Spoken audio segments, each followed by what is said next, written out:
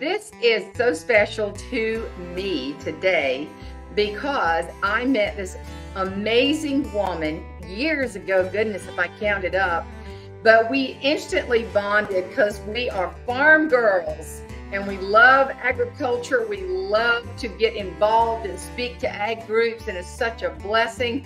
But you're going to be blessed because you get to hear the wonderful wisdom and the fun of my good friend Jolene Brown. Yay! Hi, Jane. Thanks for the invite. Yeah, my Speaker Hall of Fame buddy. You were inducted right after I was. Well, I had a wonderful opening act. I'm really glad you were there first.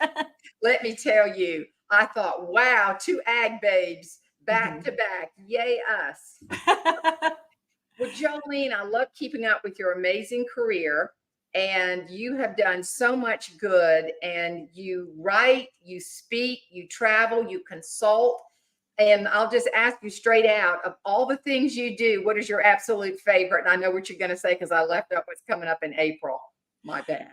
The best part of my job is coming back home where my rural roots run deep, being back on the farm. And I don't take speeches during planting or harvest, or I wouldn't be married, Jane, because I'm out there on the tractor, the combine, and doing my work here too.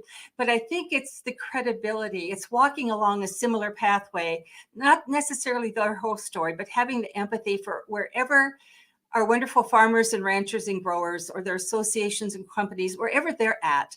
Let's take a look where they're at and how can we make good people even better? And girl, I'm telling you, Jolene, you are so busy. And I was just looking at your last week. Now I know were you in Mississippi? I was in Memphis, Mississippi and Tennessee and Wisconsin, and then Iowa. I spoke in my home state. That's almost scary, Jane. They want me here? You mean there is I am a prophet who has accountability in their own region? Isn't that what the word tells us? I think the craziest thing that happened several years ago, I spoke not too far away from where I grew up. And there was someone in my audience who said, I changed your diaper. Too much information. Oh, but what fun to give her a hug and to hear her stories, because I wasn't always 6 feet tall, you know. Oh, I didn't necessarily fit on a change table or anything, but to have somebody who knows where you've come from, and then you get to take that journal of what to be like, what not to be like, and make it be your world. And with the blessings of God, being able to do what we do, we're so blessed. Oh, we really are. And when I heard you, one of the first times was at the Ag First Farm Credit Bank in Charleston. And then you came to my house and met my wonderful family and my other mama Tootsie, and we had such fun. I saw you sitting on Tootsie's lap. Get over here, girl. And I thought, oh, she's going to break the chair. But what wonderful history you have. Oh, and the people that have surrounded us, we get to pick and choose a lot of those people. And sometimes they come into our life and we're not sure why till later on. There's always lessons to be learned. Isn't that the truth? That is shared with lots of wisdom. I love that. So you've got to tell me, I know that you and I both were stamped by Jeannie, and a lot of folks that listen to this love Jeannie. So you tell me about your experiences as a friend of Jeannie's. Oh my gosh. Where do you start, Jane? I know. So I guess when I really got to know Jeannie, I joined our National Speakers Association in 1984, way back when. Oh, and it was about 86 or 87. I was going to the convention. And this wonderful, tall, beautiful woman came up to me and she said, okay, here's what we're going to do. I'm looking you right in the eye. You look me right in the eye. We're going to go out amongst the people who are here. Keep standing up. Look to see who's about our same height or taller. You tell them we're going to all meet for breakfast on the last day of convention at 6:30 or 7 in the morning. And we started the Tall Women's Group. And I got to tell you, it was a hoot.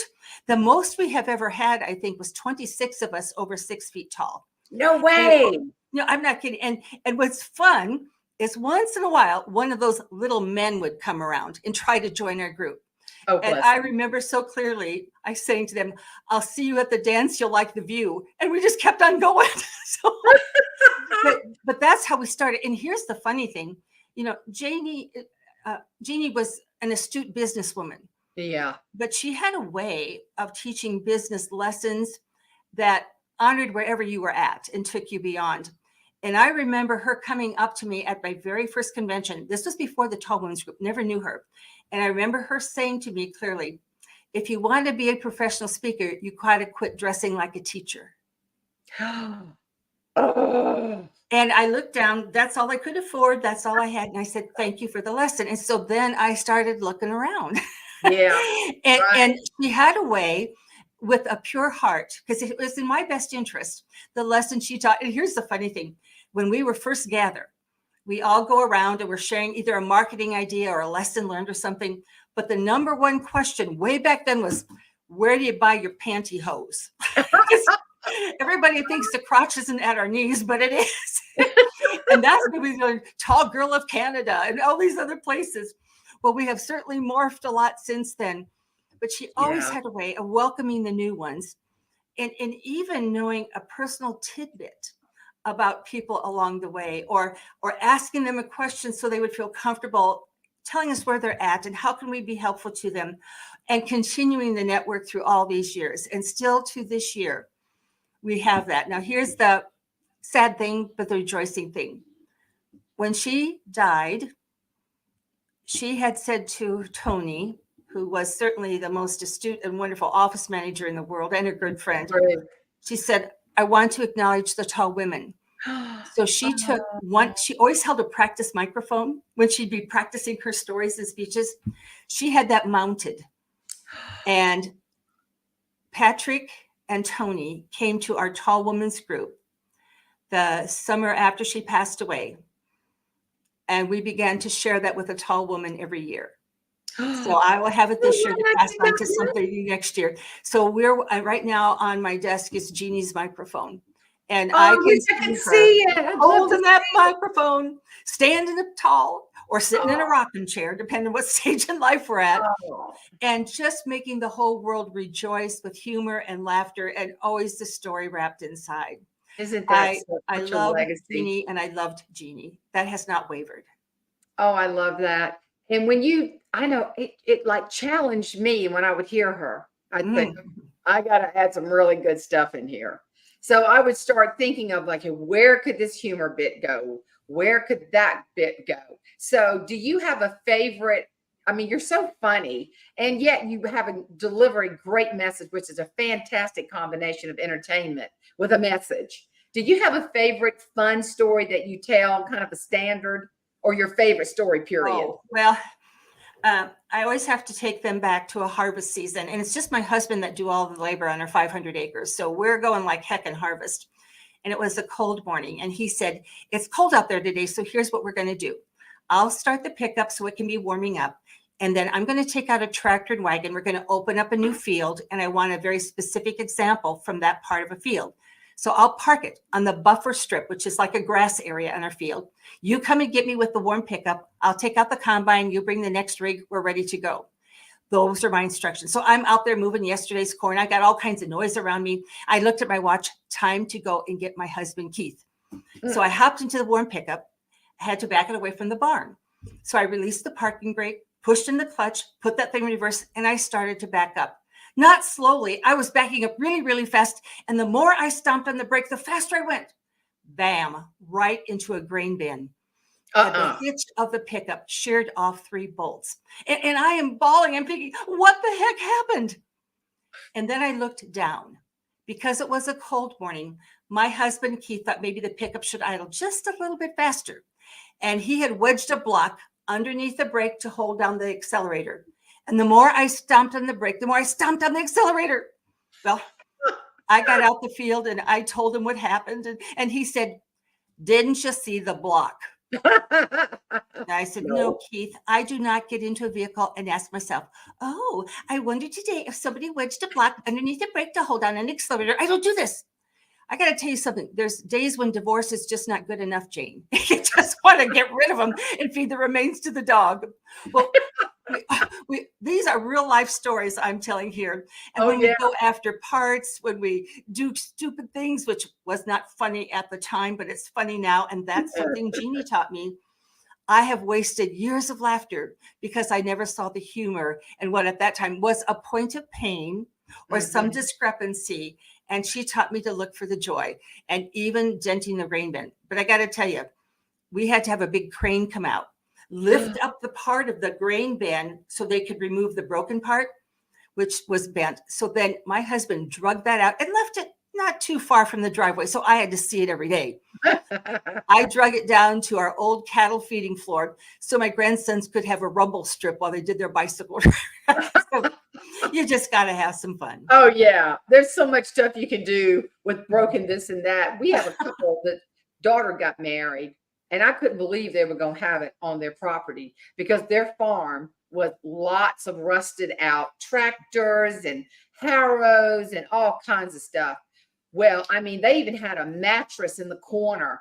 They created a work of art. You see, this cat is back, by the way. Kitty is back.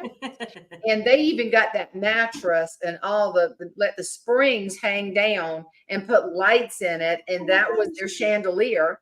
They decorated all of the farm equipment. And I mean, it just became an art gallery of vintage equipment.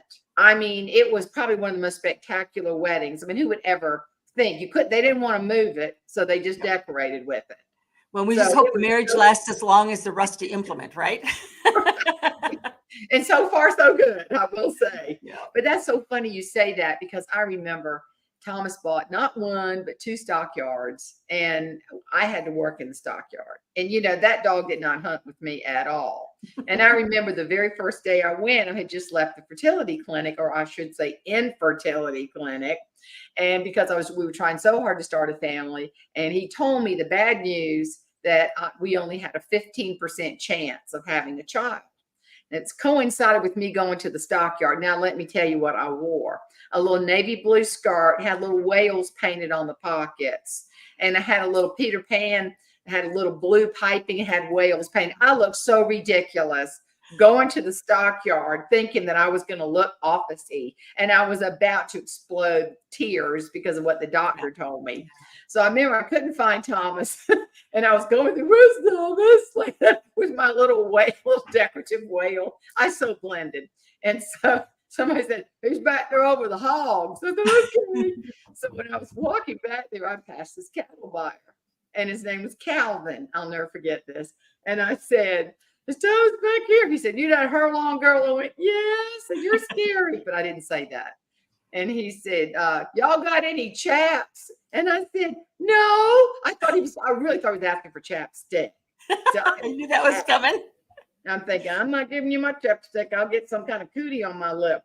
And then he said, no, you got any children? I went, children. Oh, and I told him that my ovary was broken. Like he needed to know that.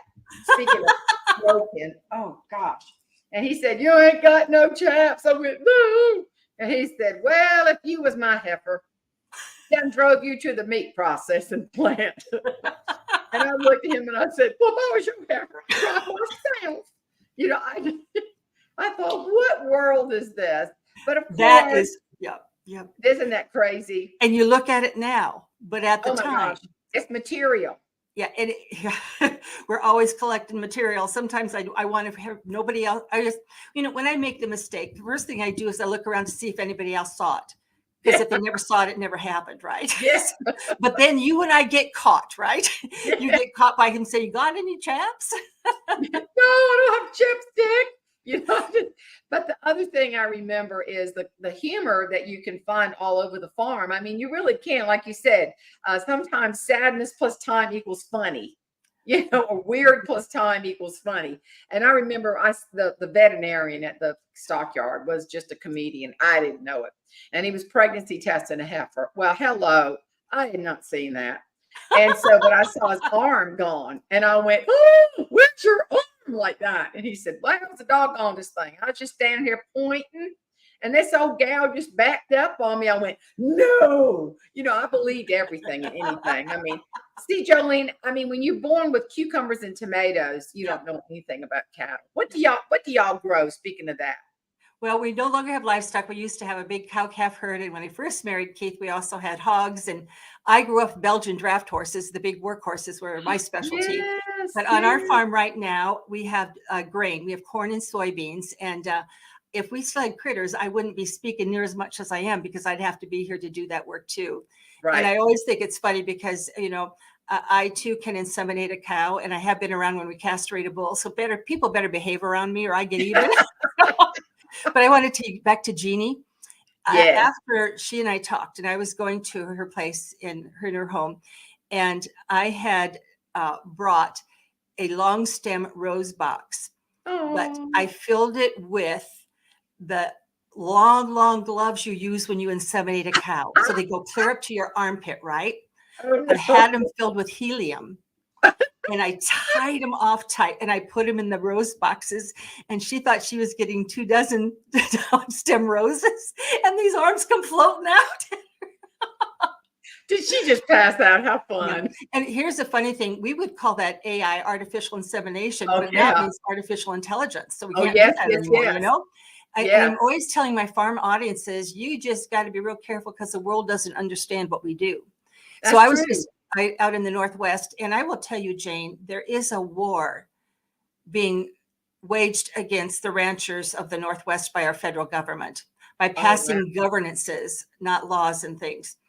And so when I'm out there and I listen to their stories and I know how hard they work, I just want to have people know that it's been a long time since we've been hungry in our country. Yeah. And we can pass something, for example, in the state of California that has a huge effect all across the world, all the way up to the Supreme Court. Here's the funny thing. I do a podcast called The Oval Table out in California. It's all about family business, not just agriculture, but family business. And so there's a lot of consumers that listen to that. So I had a call a few weeks ago from an irate consumer because she's paying $12 for a dozen eggs. Now, these are local, organic, natural, brown ones, free range, cage-free eggs, okay? And she thought we farmers were scalping them. And so I reminded her of the proposition passed in California that said no egg can come into their state unless it meets the requirements that the state of California passed. And therefore, farmers can't afford to redo all of their facilities. And those who have it had to have a lot of the chickens murdered because of your proposition. So I said to her, if you go down the soup aisle, it's going to be cheap because there's a lot of chicken noodle soup out there. Oh. Well, Jolene, what did she say to that? Well, she hung up. Oh, of course. Yeah. So, there is a world, Jane, that doesn't understand the world of agriculture. And yet they depend and they decide whether or not we can do what we do. So I just did a big audience thing. It was on TV and so on. And I said, food is produced on our soil is really national security. Because I'm one mother who never wants to be dependent on another country for our family's food supply. Yes. And they don't look at it like that. So what happened is then the Wall Street Journal had called, and now we're doing more and more on this. We've got to get out the word of the importance of having food and fiber and fuels produced on our own soil. Right. If not, we should have learned from oil, but we didn't. Now we're dependent on countries that hate us again. So we've got a lot to learn, but food is something so precious, needed 3 times a day. We've always said, once in my lifetime, I'm going to need a funeral home director, I hope. And we're probably going to need a teacher, probably going to need a fireman and a policeman, but every day, 3 times a day, you need a farmer. Yeah. And we have this is FFA time, Future Farmers of America time. Oh, and yes. This is the time where we're reminded once again of the value of keeping the legacy of this industry viable. Right. But when the world shuts us down, because all that it takes is an emotional issue, a catchy headline, and a Hollywood celebrity, and it's true. That is so true. And that happened with the apple industry out in Washington State. Was it Meryl Streep that said that apples are not good for you? And that it shut down I remember speaking in Leavenworth, and it's a little Bavarian village now outside of Washington, in Washington State, outside of Seattle. And they created a beautiful village because the apple industry went to nothing because of one person making one comment that was not accurate. So I remember that like it was yesterday because I thought, wow, you all have taken this and created a beautiful venue, but the poor apple growers, they're done for. But daddy struggled with that too, even with tomatoes, how difficult it was. And when there's so many rules and regulations and people with college degrees that they don't know any from a corn stalk from a cucumber. They don't Mhm. know, but they got these government jobs. And Yeah. boy, Daddy would just pitch a fit over some of that stuff that Yeah. he had to do.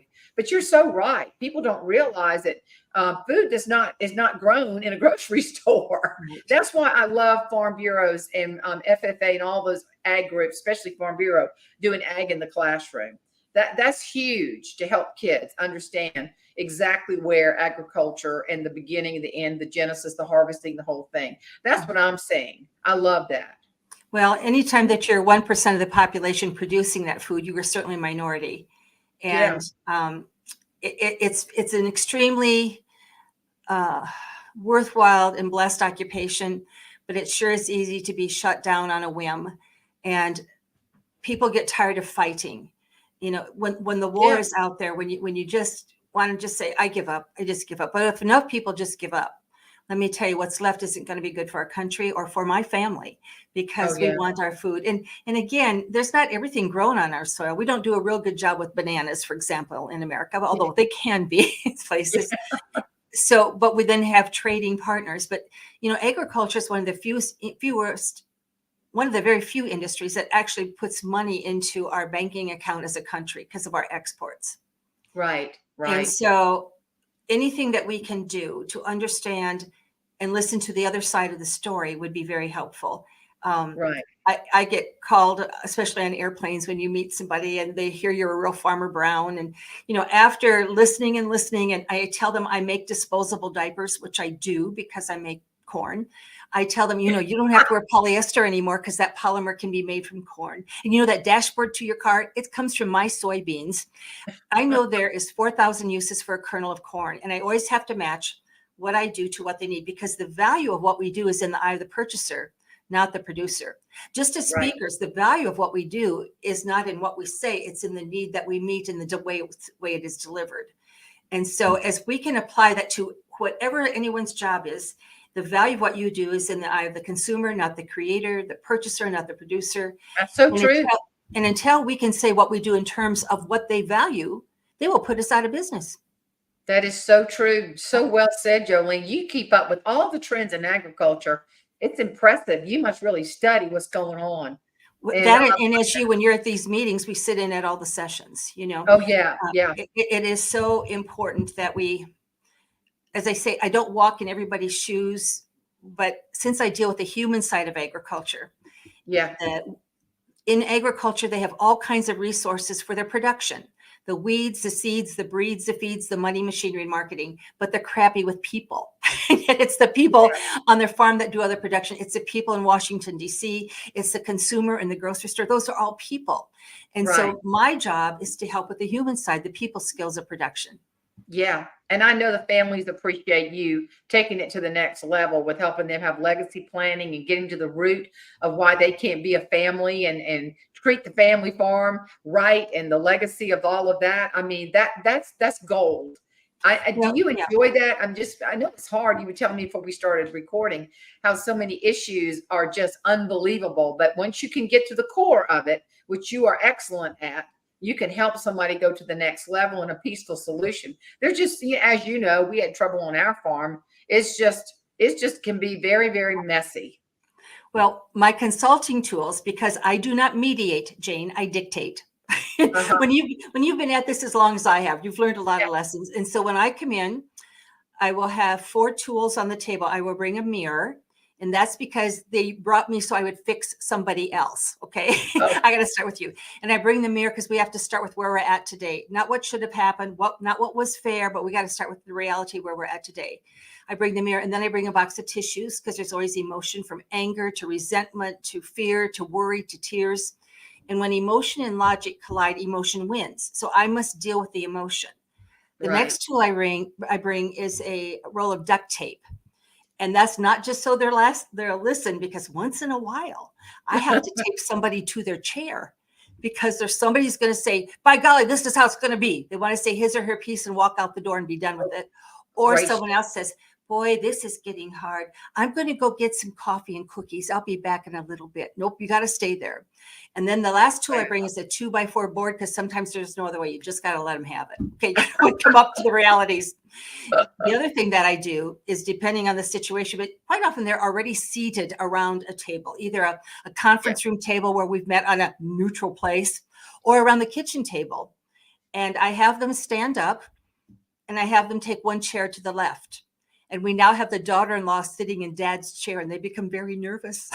I said, you brought me here because things needed to change. So we're practicing, and so you did a good job. So let's go. We got some changes to make.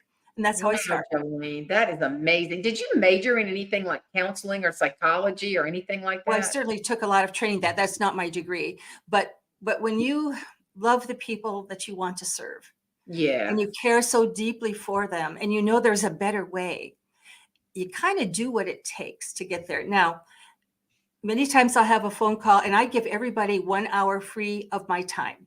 When they reach out, if I can schedule it, they have to answer 6 questions by email, or I won't take their call.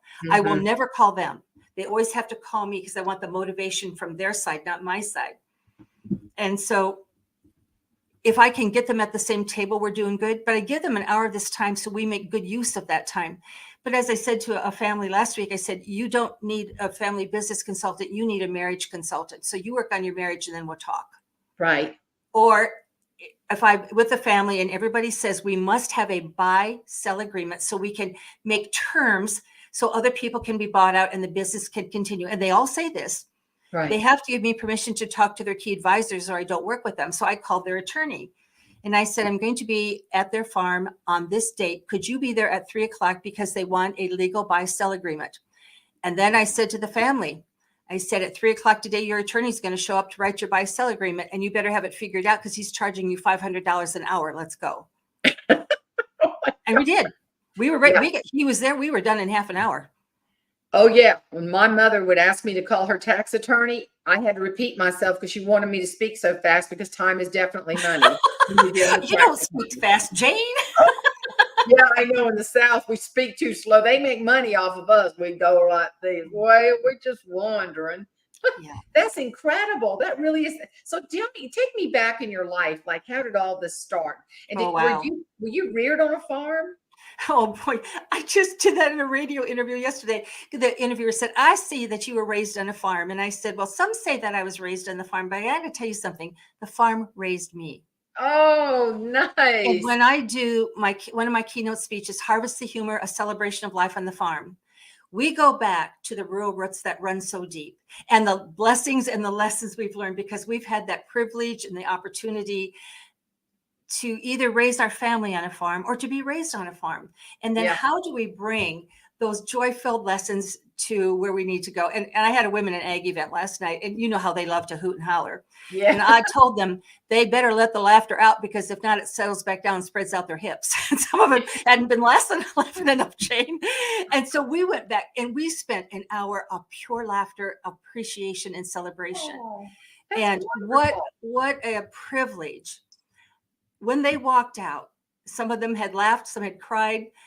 Some of them didn't want to leave. They stayed for another hour and a half after I was done. Oh, wow. Because they had stories to tell. Oh, and man. When I said, and you go back and you're going to be all excited, and you know what your spouse is going to say? Oh, she just was with Jolene. Let's give her a couple of days. She'll come back to normal. She'll calm down and be sad again. Yeah. And I said, so don't you do that. Look at all the friends who came with you tonight. You hang around those folks, and you're going to have one heck of a good time in your life. I'm telling you, there's a challenge. I remember when Daddy would come in, and I remember being in the house, and the tomato broker said, tell your dad to go out there and pick tomatoes. The market's great. And I'd rather pick tomatoes, And then I went back in the house, and 20 minutes later, tell your dad to quit. Bottom just fell out of the market. That was the big expression. The bottom fell out. Like, oh, no, don't tell me that. But I remember, like, with Daddy, it was 3 weeks. You had to make a living. 3 weeks with vegetables. If Mother Nature helped you, you could do it in 3 weeks. We could do it in 3 weeks. And that was the growing, and that's the harvesting season. Now, the Hurlongs, where I married into, it was peaches lasted all summer long. You've got different varieties, and I didn't see how they did it. There was not this little window of a month where everything was intense. It was about 10 weeks of harvest. Mm-hmm. And I thought, good heavens, this is really aggressive. And then the cows, and then so many other things. But it's a lifestyle. It's definitely not a profession, but the stress that comes along with it, when all the stuff that you have to buy and appease all the powers that be in the government, and the timeline you have and the market prices. I mean, they just pulled up all these peaches over here because for years they have never produced. And they would get the cold snaps, and it was just, hail would come, gone in minutes. And these are the kinds of things, the emotional and the financial. And, it's tough. It's the roller coaster of life. But it's incredibly rewarding. But there is a price. There definitely is a price. And I know you see that. When I really started speaking, Jane, it was back in 1980s, in the late 80s, when our interest rates were 20 and 21%. Now think about that, 21%. Mm-hmm. And the land values crashed. We lost 63% of our net worth. And the haunting words traveling down every country road was bankruptcy, foreclosure, suicide, and murder. A farmer in our area who was perceived to be in financial difficulty shot and killed his wife. He killed his hired man. He went and killed the president of the bank, and then he killed himself. We bank at that bank, and that president was a member of our farm team as an advisor. Oh, my word. And I remember I'm speaking the next day at the Iowa Farm Bureau annual meeting. And that morning before we left our room, on CNN, the Today Show, and Good Morning America, they showed the blood-splattered blinds of the president of the bank's office. Agriculture's in trouble. There's no hope, there's no way. Look what these people are turning to. And Jane, I walked out where we had about 2,000 people out there, and I know what they're thinking. My gosh, if that happened to him, could it happen to me? And what do we do to stay tough on the inside when the roller coaster on the outside is so very hard? Yes. And so I changed my speech on the spot, and it was, how do you build a self-worth and keep it separate from a net worth? Oh, and Jolene, that was the entire brilliant. Speech was working on that bank account. And what I know is that it wasn't until I was coming down the escalators, because I was shaking. That was hard to do. And at the bottom was ABC, CBS, and NBC. And I turned around to see who was coming. There wasn't anybody else coming, just me, right? And then I had to realize to them, they wanted me to make a statement. I thought, ladies and gentlemen, I don't have a statement to make. But I did say it was the day that we in agriculture learned how to separate our self-worth from our net worth is the day we're going to be okay. Oh, that was just brilliant. Great day. And that's how I started in agriculture. And then it became very obvious, that only a skill many people need, not just agriculture, but we also need the other people's skills. And that's what I specialized in. That's what really has allowed me for over 30 years, just as you, to work with some of the best people on this planet. And that is the people of agriculture. They really are. They're the most down home, giving, loving, funny, fun. And I mean, I've been in environments where people were angry in terms of, I think I spoke to the National Farm Credit Council one time, and somebody came up to me and they were just, and I was just trying to look at the positive side and what a great profession this is, and, how much it shaped me and the hard work ethic. I mean, I learned hard work early. Thomas did too. I mean, that's missing a lot. I mean, I hate to get off on the youth of today, but when you see an FFA convention, boy, I mean, it is the most inspiring thing. And I know you've spoken at National FFA. I was in Oklahoma last year and had the privilege of speaking at FFA years ago in Indiana. But when you stand up there in front of those kids and see the enthusiasm and that sea of blue jackets, I mean, it just hope for the future. And then when I was at American Farm Bureau, they were talking about all these kids are brilliant. They've isolated yet another way they can get rid of gluten and wheat. I think Caroline's going to be doing backflips because she's gluten intolerant. She was so excited when I told her about that. I said, oh, this research, these kids, they look like they're 12 and they're telling you words like this and giving you all the scientific data. And I'm going, what? This is amazing. So there's just so much going on. And as long as we just keep hopeful, and like you said, we cannot let the rules, regulations, a celebrity with a bad comment about something take us down and make our profession less desirable, because this country will definitely suffer loss like never before. And Jane, we also have to realize that there's times that you have to move on. That's true. When the situation would be it something you could or could not have controlled, because there's both kinds out there and Right. mixtures of those. Saying goodbye is hard. Saying hello only becomes easier if you have said goodbye. Yes. And this is why when I talk on family business, I tell my farm families, don't you dare kick a farmer, a rancher, or grower off the land. That's their soul. But what jobs can they still safely do? And if it means you take all the keys out of the implements, you take them out. But you've got to have these wise masters in your life, because the first thing they're going to say to you is, wow, that's quite a big idea. How are you going to mitigate your risk? Because they paid 20% interest rate. They know the risk. Great. Or they'll say, that's a great idea. Here's some advisors that I know who could really help you think that through. So you've got to keep that wisdom. The wisdom of the legacy. And by the way, the legacy of the land does not have to continue with a family member. I have so many now that are transitioning to a peer group of young farmers getting started, or they've had worthy employees or people who always wanted to farm, but they've never had a chance to. I think we have to open up our eyes to possibility when it comes to transition as well. And as I always said, there's nothing better or worse than working with family genetics. But if they love and honor their family, you got to do the business right, or you're going to lose both family and business. Yeah. One of my keynotes is called Stop the Fighting on the Way to the Funeral Home. Yeah. And everybody knows what I'm talking about because it happens. Right. And that's because you didn't do things with transparency when the times are good. But at the reading of the will, surprise. Yeah. And Jane, I got to tell you something. Farmers lie. Did you know that they lie? Oh, yeah. Here's the 3 lies. Work hard someday. This will all be yours. Or I'm going to retire. Right. And then there's the dreaded, oh, don't worry about your brothers and sisters. They've got their jobs. They're not interested in the business. Now, that's true until you're dead. Because these 3 things have caused more fighting on the way to the funeral home than anything else. We've got to be real upfront, or what is a better option than those 3 statements. Oh, that is so true. And boy, you're right. And sad, when I look around Johns Island now, which it was once a very viable ag hub, and for the low country, there are no farmers, maybe 1. But with all the growth and all of the construction going on, the liability of having a farm truck on the highway with a backhoe on a huge transport truck, you have to think about all of these things on the farm.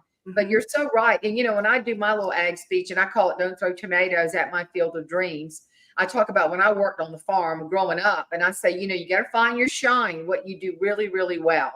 And then you have to learn what to get rid of. And I call it the coal principle. You get rid of, you get better. And then the last principle is the plow principle. What do you plow up and what do you plow through? And I saw Daddy do all of that.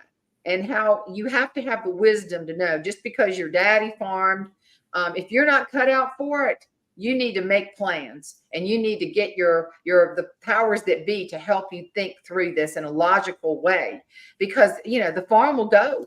I mean, and it, you know, and maybe it should go, sadly, but if no one's going to be sustaining it, and there's no one that to pass it off to, even the best of the farm workers around that might want to lease it. We do lease our property down in Charleston, that farm. But, you know, that's all of a challenge. It's all very, very difficult when you start looking ahead at the kids that don't want the farm. And I know you deal with that. So how do you isolate that? I mean, how do you have that honest discussion with families? Well, I think we had people who chose to farm and other people need a choice as well. The terrible burden comes when the expectation is something you decide to take on and it's not something you want to do. Right. And sooner or later it eats at the soul. Resentment comes in. You're always looking across the fence at coulda, woulda, shoulda been. And so this is where there are so many people of younger generations who want nothing more than to respect the people who started the business and earn the right to continue it. Now, the challenge is, how can you do that economically?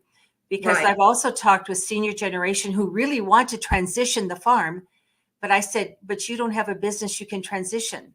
Between the debt you've taken on and you've chosen to self-insure for your long-term health care, this means you have to keep those assets for you. And so here you are, because a grandson says, you know, here I've been back 5 years and I want to keep going, but grandpa and grandma still. And I said, you can't count on anything.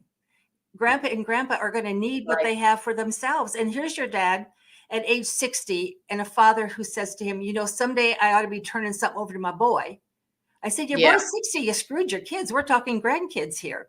And by the way, is there anything that even can transition? So when I bring that mirror, I'm holding up the mirror to reality.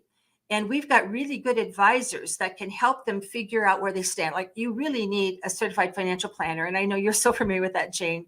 Yeah. But they're the ones who say, okay, what do you need to live on? Where's the money going to come from? Because I'm going to tell you something profound, Jane. People have to live until they die. That's it. So we have to figure out how they're going to live, what are they going to live on? And so we have to have good advisors. And then we need to have something that assures their security so that the next generation takes the risk on what they could lose or they could grow. But you are okay.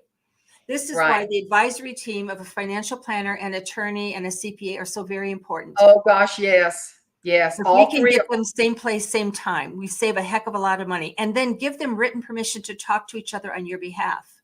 Oh, absolutely. Absolutely. Thomas does that all the time. I was just thinking about that when he farmed. And then when he tried to go back to the farm, Mr. Herlong was not able to sustain the farm for two incomes, for two separate ones. So Thomas, very fortunate, though, that Strom Thurmond appointed him ASCS, which is now Farm Services Director for all the ag in South Carolina, which was a springboard to what he's doing now with this legacy planning and retirement planning and so on.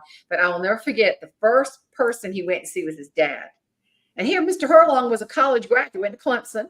And he said, Daddy, you got to get a financial plan going. And so the first thing he did was get his parents signed up for long-term care. Thank God his mama passed. His daddy didn't, sadly. But boy, did that end up being a blessing, because she had Alzheimer's for like 10 years. Wow. And so she was in a facility, and we just loved her. But man, that thing just, how Alzheimer's is. But the second person he talked to was my daddy. And he said, Mr. Jenkins, you've got to get a financial plan. I will physically take you somewhere. That's how important it is for you to have a financial plan. And so, speaking of that, Thomas was just calling me. And so my daddy did some planning with Thomas and bought some annuities, which was a huge blessing. Went to the best attorney in Charleston, got all of his business straight. And, Mama had income coming in. But I'll never forget how, and I look back on that, what an absolute God's hands blessing on Thomas, where he could help my in-laws and my parents move ahead into their retirement years. And my mother really had nothing to worry about. We did have a bad family problem because we let a family member probate the will. Oof. And that's it. That destroyed. It really did. My family's still very fractured. But you have to forgive, because if you don't, it's going to eat you alive. Exactly. Forgiveness makes no sense. But I always tell somebody, you're releasing someone from prison. You just didn't know that you were the prisoner. Yeah. And so that's hard to do. I know you probably deal with that a lot. People just have grudges and just say, but you don't know what he did to me, and you don't know what happened. So, I mean, that's common, though. People pointing fingers and blaming. I can't imagine going into that. I would have to pray and get oil and anoint myself, Jolene. Well, I watch my backside sometimes when I walk out the door, because I've used the 2x4. But Jane, here was the magic of Thomas. He actually was able to create a motivational climate that they would do something. Yes. I'm running into the family's way. By golly, my parents didn't tell me what to do. I'm not going to tell you what to do. I'm working with a family where I have 4 of it's actually 3rd generation, but their mom owns all the land, and she's in assisted living. And those 4 have been building her net worth, paying her bills all these years. They said to me, we don't even know if Mom's got a will. Would you go talk to her? And I said, does your mom want to talk to me? And they said, yes, she wants to talk to you. We've been telling her about you. So I went and I listened to the wonderful history of that family and her growing up days. And then she said, Jolene, about my will, I'm not going to tell my kids, because right now they all come to see me. Oh, no. So one of the things I will start with in my speeches are the biggest destroyers of a family and business. And the first is silence. Is the biggest destroyer of family and business. You don't even have to like the rules of the game, but you deserve to know them. And then ethically, because I did say to her, wow, if you do this, you do know they will have to sell the farm and they will never talk to each other again. Now, while you're of sound mind, and she still was, if you want to make some changes, there are really good advisors who could help you figure out some different types of options. Mm-hmm. And then ethically, I could not go back and tell the second generation what she told me. Right. But I did say to them, I don't like plan A. So if I were in your shoes, I'd be getting to plan B real quick. Wow. Yeah. Honey, I tell you what, you got a ministry. I always say speaking is a ministry, and it is, and consulting and helping people. How long have you been consulting? Because when I met you, you were more a platform speaker, but now that you're consulting, that's just a whole new. It's 25 years at least, if not more. But here the thing is that because I'm not a coach, okay, I want them to try everybody close to home. I mean, all across North America and other countries, I'm consulting. Sometimes by Zoom, sometimes I've been in Australia, New Zealand, and we've made connections there. But I have to be careful to let they need to understand how I work. Yeah. Because when I'm done working with them, I've been on site, if I have to come on site, and I will say within 2 weeks, you will have a completely written follow-up from me, all the way from the history, what each of you have shared, what you said you're going to do, who's going to do what, when, and when, who can help you. And don't you dare call me again. Now, if you have problems implementing what I said, you can call me. But you got the best of what I know. I don't know anything else. Yeah. So now it's your turn. Right. You have written down here who's going to do what. So get out the 2x4 and get at it. And I walk out the door. That's the God's truth. There's just so much you can do. I mean, in other words, you can share all of this. How many people do you think really act on what you tell them? I mean, or do you even know, or do you care? I mean, if they get you in, it's up to them to finish the job. I care a great deal. Let me tell you that. And I'm always having to say to the younger generation, just because you don't own anything doesn't mean you're powerless. That's right. And we have to go through a lot of things, but we have worked through that while I'm there based on what they've said, what they're going to do, who's going to do it. And so it is up to them. Now, you asked what percentage. I will tell you, because I'm always starting at the point of pain. Okay. Right. And they want to get rid of their pain. Right. And once we see we can do one thing, such as deal with this conflict, such as deal with fair versus equal, such as deal with a code of conduct and people not showing up on time or getting entitlement philosophies. And once we deal with that point of pain, gosh, that wasn't so bad. Now we can do the next thing. And I actually give them 10 template tools that will help them honor their families by doing the business right. Mm-hmm. And once we get those in place, and you've got to have a leader. Sometimes the next best leader of the family business is not a family member. I have to tell you that. Oh, I have some families right now where I've got the daughters-in-law leading the business. Oh, we don't want her to own anything. What do you mean she's going to lead it? And I had won her first week of being elected. Everybody knew, and she said she would do it. She made them $51,000 her first week because she fired the deadweight brother-in-law who was an alcoholic, drove their farm equipment up and down the road, almost hit a school bus. She said to everyone at the table, we have a son, we have a brother, and we have a brother-in-law, unconditionally. Let us love him. Let's gather resources. So if he wants to make a better decision, we can help support that along the way. But he is not going to be working in this business. But here's the kicker, Jane. I saw Dad about 2 months after that, and I knew the whole story and how things had played out. I'd been a part of that. I said to Dad, I got a question for you. You led this business for about 47 years. Why didn't you, as the leader, fire an alcoholic employee who put everything that you built up at complete liability risk? Gracious, yes. Why didn't you fire them? And this is what he said. Well, I wanted my son to hate her and not me. Oh. So this is why when I have leaders, they have to have peer groups. It can't be family members. It's got to be peer groups. Yeah. And we do every Thursday night, the last Thursday night of each month, 7 p.m. I've got these groups getting together saying something good that's happened since the last time we talked. What's something I'm working on I need some help with? Or what's a dream or goal I still have for the position that I have? That's the only thing we get to talk about. So these emotions get played out in all kinds of different ways. And yet you and I also know there's really, really good businesses now who just want to make sure nothing's going to fall through the crack. They want to Yeah. make a good business even better. And those are the ones we can get so much done. And I just walk out being so respectful and prideful of them, not of me, but of them, because of what Yeah. they've chosen to do. Yeah. Oh, that is so true. And I mean, the fact that you're giving some people instruction in a third party environment, some hope, and helping them achieve what they want to. And then you bring in the right people. So you kind of, would you say you're the icebreaker? Would you call what would you call yourself? Oh, Lord, I've been called a lot of things. Usually the ice is broken before I get there. That's And good. I'm trying to see what pieces need to fit back together, if any. And how can Wow. we do that? I And just love that.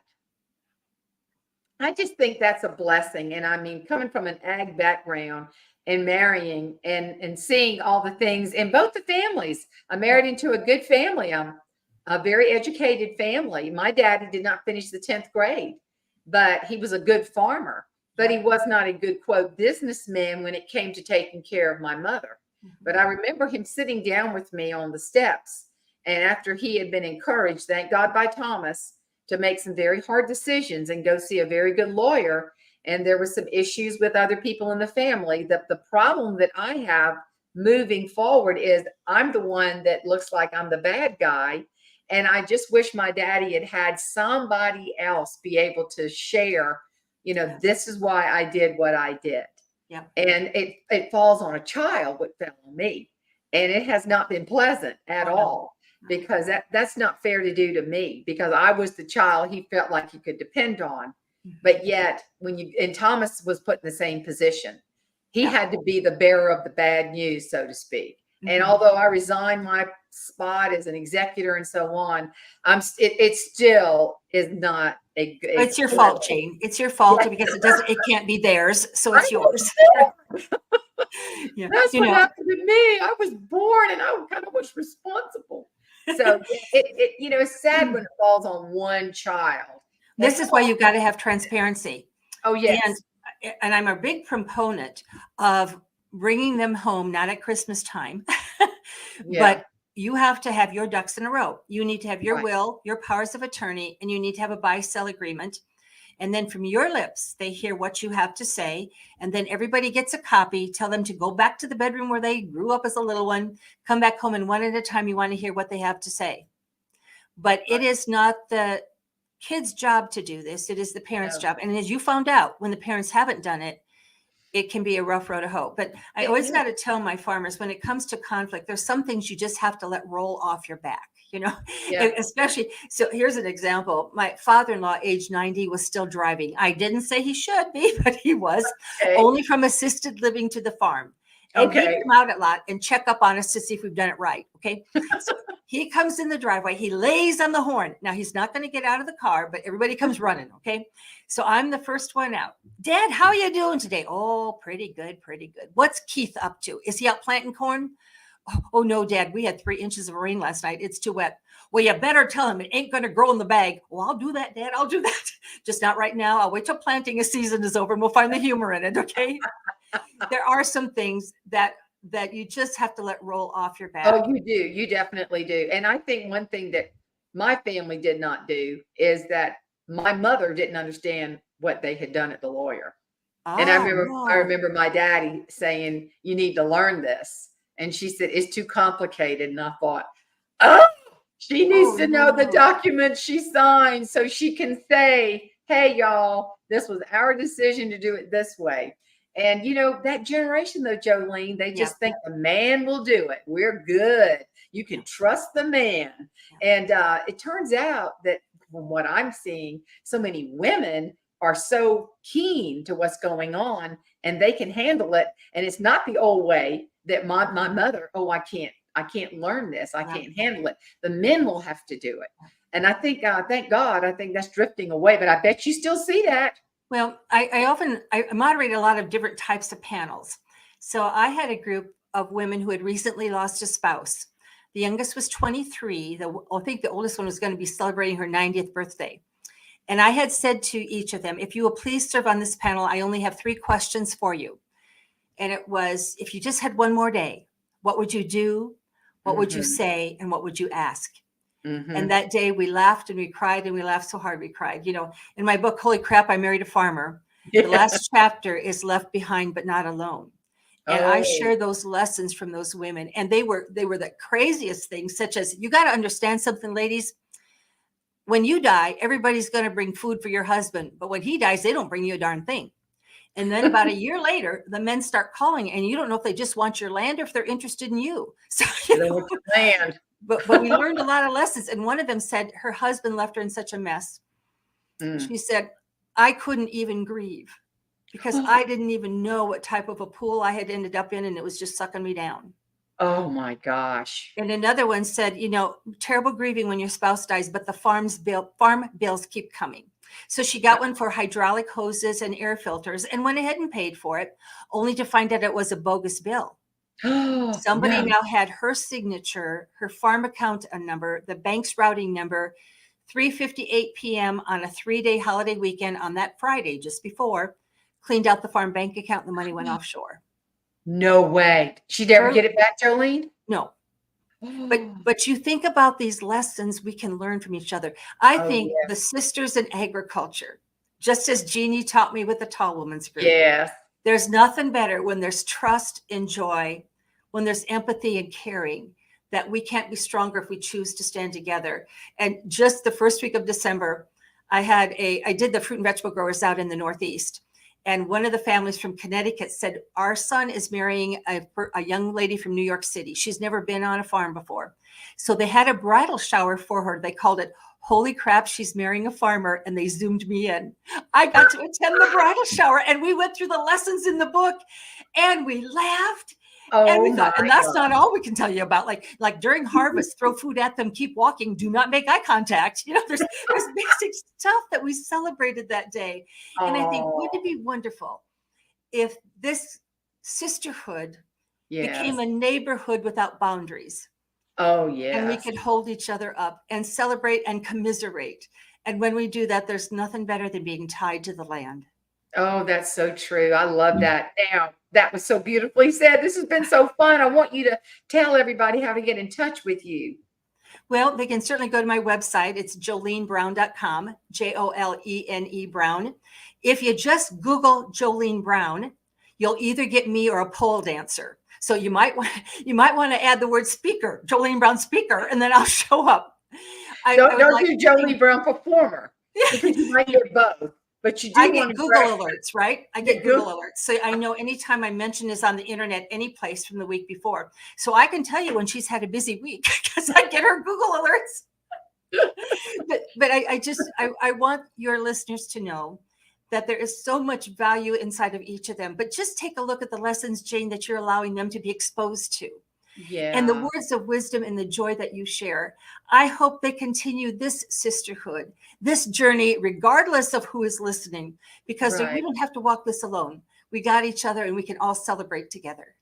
Jolene, you have just blessed me. I just love hearing all that you're doing for our ag community and for so many people. Deeper than that, I know your heart is as big as Iowa, and you're just helping folks. And what you're doing for families. And, you know, as a fractured family member from my farm family, not this one that I'm married into, thank goodness I got a great one.